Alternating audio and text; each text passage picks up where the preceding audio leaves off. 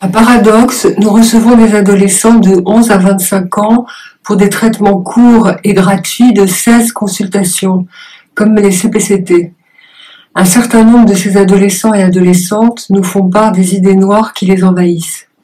Ce nombre s'est considérablement accru depuis la crise sanitaire de 2019.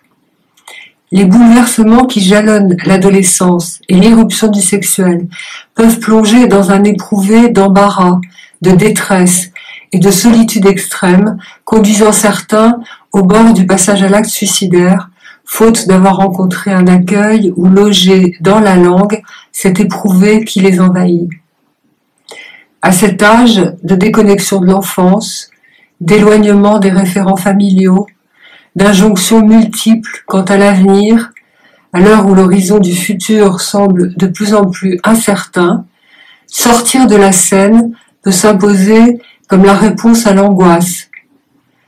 Le caractère transgressif de l'acte portant alors le vœu de forcer le destin, comme le dit Philippe Lasagna, et même, paradoxalement, manifester le souhait d'une autre vie, plus digne, fût-ce en se précipitant vers la mort.